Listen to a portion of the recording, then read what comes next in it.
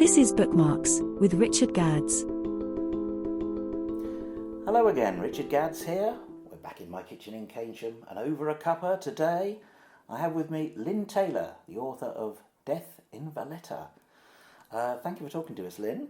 Oh, hello there, Richard. So Death in Valetta is a historical murder mystery, and it takes a detective from Edinburgh, and it's set in Victorian times, 1880, to the Mediterranean, very hot island of Malta to solve a murder.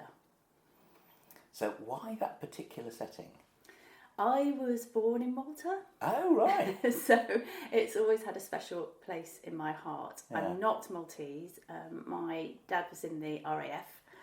My parents were out there for a few years. They absolutely loved it.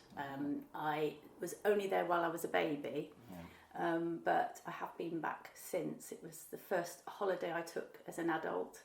And in recent years, I've been back quite a few times for research, which has been absolutely fantastic. Oh, tell me about that. Well, the research I wanted to do very much from kind of primary sources. So I went out to Valletta to stay. So I got the rough plot in my mind, but I wanted to base the story as much as possible on what was actually happening in Malta at that time. Yeah. So I started at the National Library, which is in the centre of Valletta, reading newspapers. That was just brilliant. So I actually I'd got dates mapped out for when the whole thing was going to take place. And I was looking at, ships that were coming in at that time, what the weather was at that time, what was happening politically at that time. And that took me down some different avenues that I could follow and sort of use to kind of layer the story with, sort of real stuff that was happening as well. So it was just fascinating. Wonderful. Did you find that a lot of real life events suggested themselves to be put into the plot? Yes. Not so much events as in the murder plot, because that was all very much just what I had come up with. The murder, or in fact at the beginning you're not sure if it's a murder, but I don't think it's a spoiler to say that it's a retired British admiral that dies. So looking at that was sort of just looking at what was happening with the British being, sort of the administration, the government for Malta at that time. But the things that popped up in the research were mainly around, it was the very beginnings of the Nationalist Party and the Maltese people beginning to really push back at the British administration and really wanting to get their own voice heard. Because at that time, the government council had, I think it was 10 people that were British and 8 or so that were Maltese. They were outnumbered. They could never get anything through. So it was all very difficult. And there was something called the language question came up, where the British were starting to say children should learn English at school and not, as they were being taught, Italian as the first language, and then Maltese at home. So, and that was a really, really interesting point in their history. Yeah. So I used that in the book. Right. The empire's got a lot to answer for, really, hasn't it? Colonialism, yes. Malta was so strategically important, sitting in the middle of the Mediterranean. Yeah. It was like a coaling base for all the ships coming through.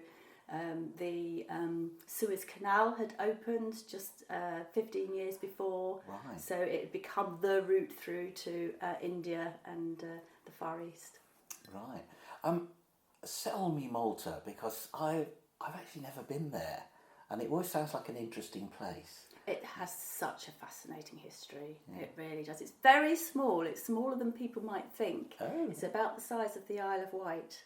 Oh, right. Yeah, I got the impression it was bigger than that. Yes. Yeah. And if you think of the size of the Isle of Wight now, which has 125,000 people, and Malta now has 500,000 plus, like 1 million plus visitors. Wow. It's now really crowded. Yeah. At the time I was setting the book, it's about 125,000 people living on Malta, and about 10,000 of them were Brits living there, and then there were 6,000 troops, and so it was in Valletta itself. You would have seen a lot of military and a lot of British people on the streets, and some Maltese, and you would have seen quite a lot of clergy. So because Malta, very religious country, very religious.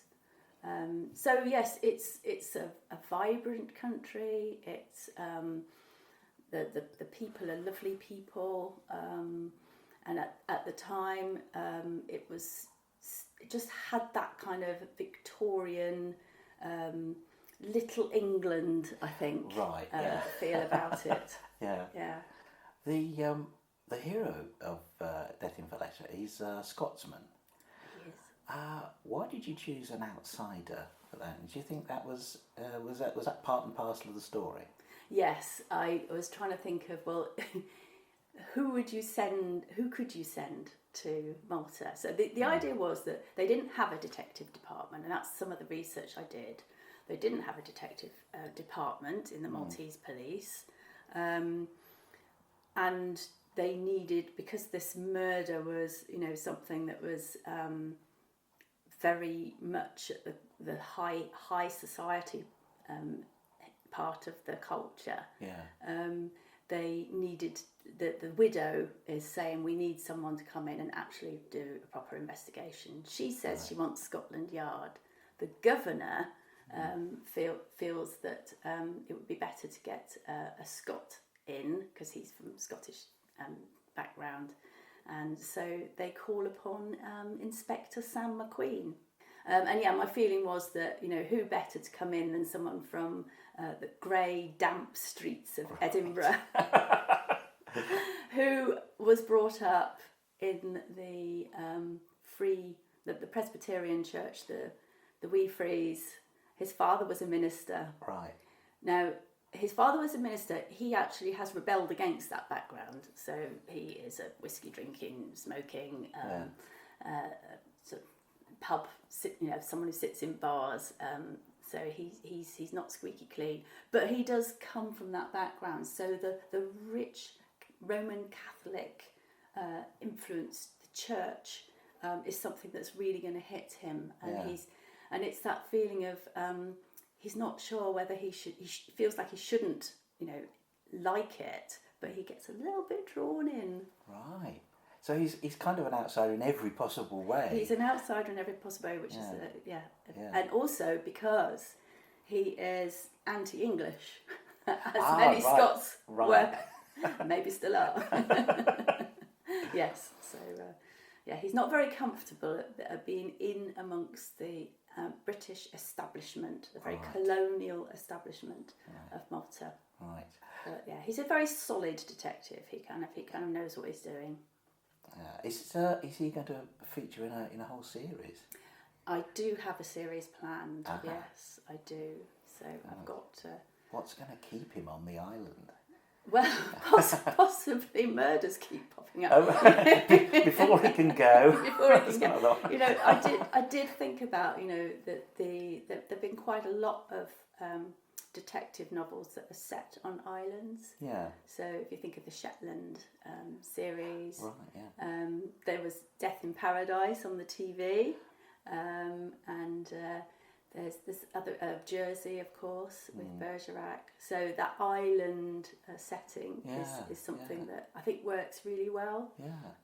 And yes, and of course murders keep happening. So we'll see what happens. Right. Well, that ties in, doesn't it, with the idea of your cast of characters being stuck somewhere, in a country house or on a ocean liner or whatever it happens to be. I mean, it's a common trope, isn't it? In a lot of detective fiction. Yeah, and even if you don't do that, the society is still quite small, so people tend to all know each other. So you have to be aware of that. Yeah. What are some of the detective stories that you've liked? Well, my first jobs, I've worked in publishing and I've worked in book supply and I've worked for charities that support literacy, and I work a lot with libraries. But my first job was at Gallant's Publishers in Henrietta Street, in the old building, which was an absolute dream. I think I was junior sales assistant, and I had to do the Christmas window, but it was the Yellow Jackets of from Gallant's, and that was their crime series. I'd been reading crime since I was about 12 with Agatha Christie, Elizabeth George. I read Dorothy L. Sayers. And I always read. My father read a lot of crime books. He read John Creasy and many others. I really enjoy a crime story, and I really wanted to have a go at doing my own plotting, coming up with a story.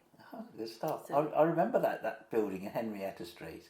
I only visited it the once, but it was a nice old house, wasn't it? It was, rickety old stairs. Yeah, I remember Hodder and Stoughton had a very similar thing. Was it Bedford Square? I can't remember.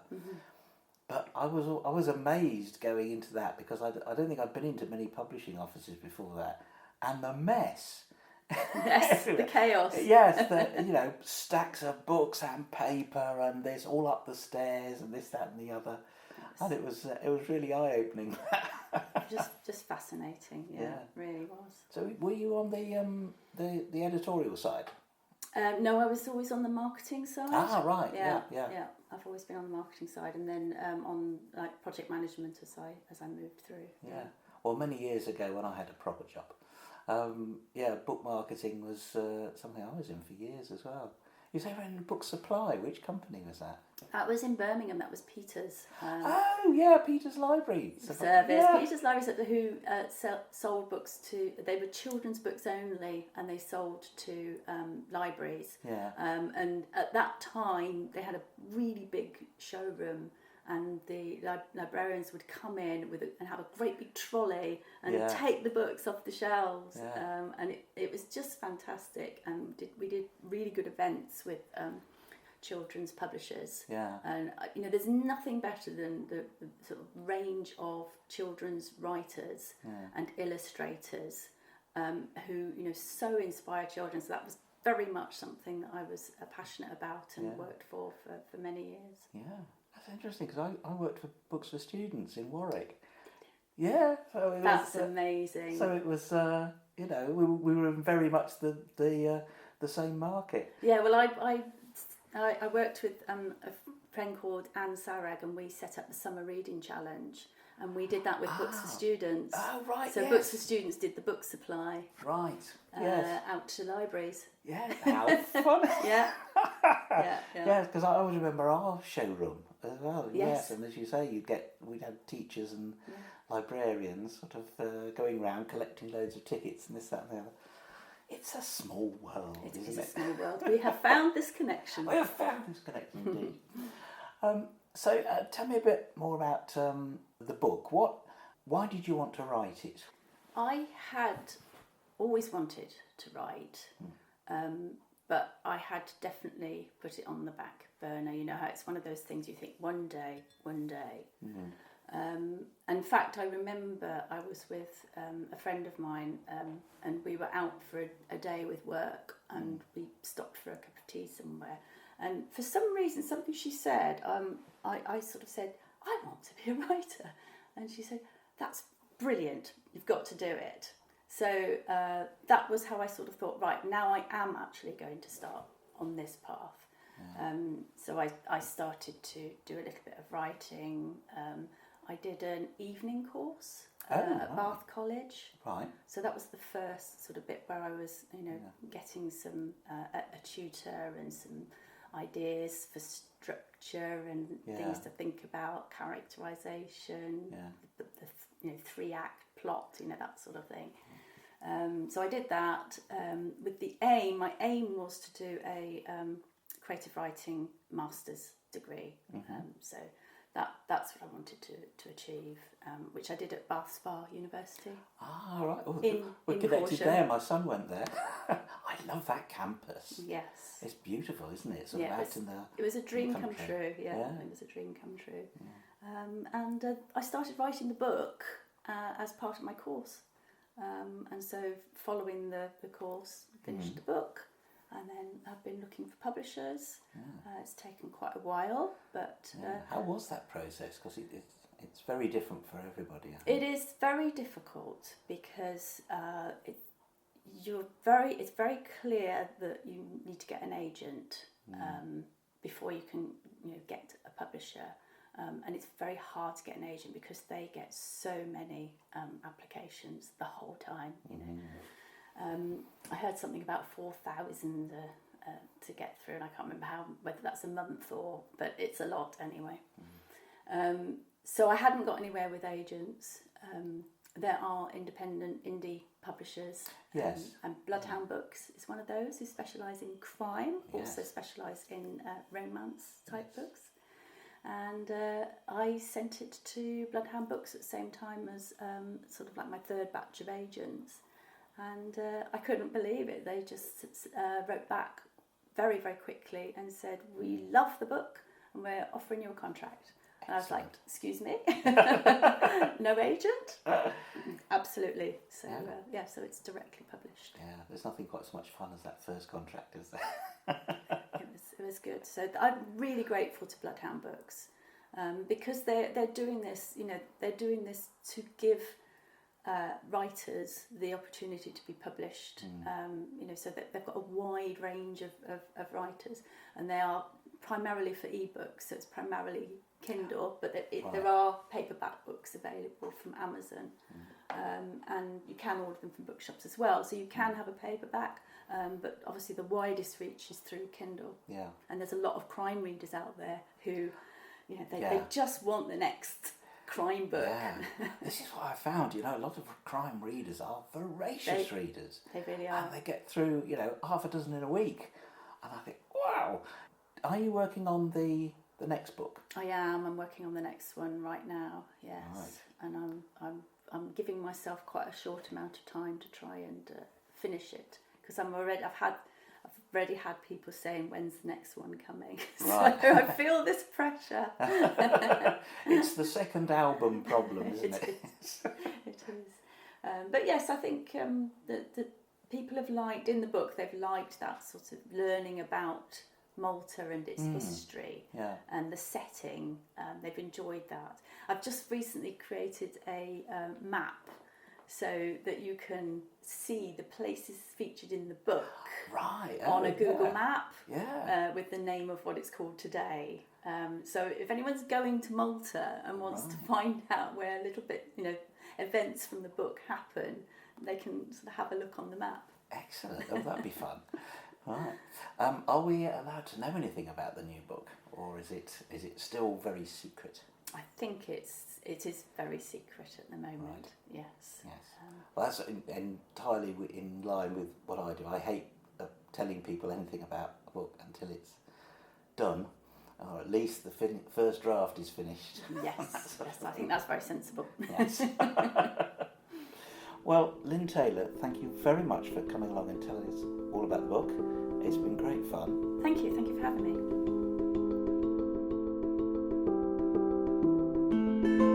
That was Bookmarks with Richard Gadds. For more, visit www.richardgadds.co.uk.